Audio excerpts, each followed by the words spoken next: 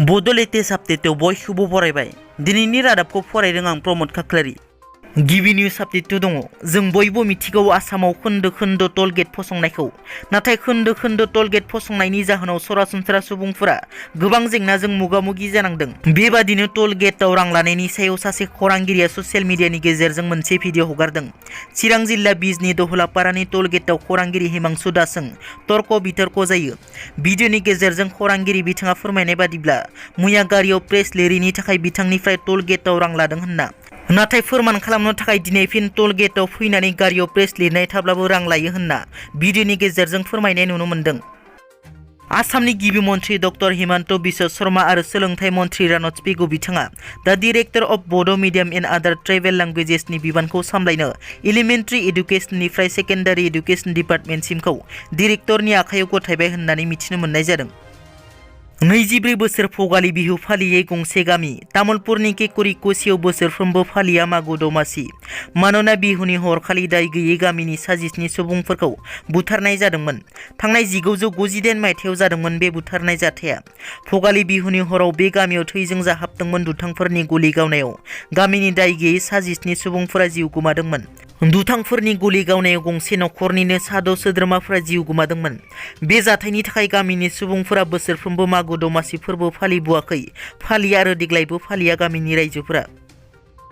दिनै मागो दमासिनि फोरबोआव सिजफायाराव थानाय एनएलएफपिनि जेनेरेल सेक्रेटारि एन फानजारि बिथाङा बयनिसिमबो जांख्रिथायारि गोजोन हामलायनायजों गेदेरफोरनो खुलुमनाय आरो उन्दैफोरनो अननाय बावहरो। खुलुमबाय, आं एन फानजारि, general secretary national liberation front of Bodoland, थामहिनबा एनएलएफबि।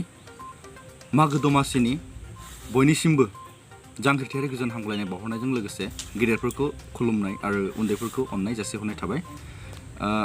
आसा खालामो बे फोरबोखौ गासिबो अनलायनायनि गेजेरजों मोजाङै बारहोहरो। गोजोन्थों। बिपिएफ सरकारनि समाव न' होगोन होनना रां जाख्ल'नायखौ बिटिआरनि मावफुं सोद्रोमा राकेश ब्रह्मआ राननानै होफिनदों।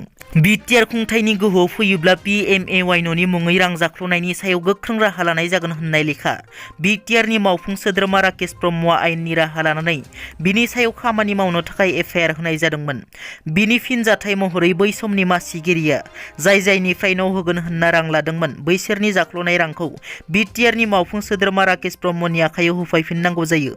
राकेश ब्रह्म बिथाङा फोरमायनाय बादिब्ला एफआइआर होनायनि उनाव बिपिएफनि सोमावसा 30 सुबुंनिफ्राय जाख्ल'नाय रांखौ बिथाङा दिनै बिसोरनो हरफिननो हायो।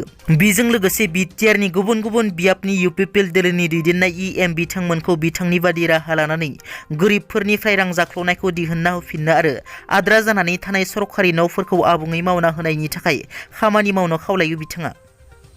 आसामावबो सानफा एफा बांनो हमदों कभिड-19नि गोसारनाया। सरासनस्रा सुबुंफोरजों लोगोसे गोजौ थाखोनि सुबुंफोरनि देहायावबो कभिड-19 पजिटिभ मोनगासिनो। आसामनि गभर्नर जगदीश मुखी बिथांनि देहायावबो कभिड-19 पजिटिभ मोननाय जादों।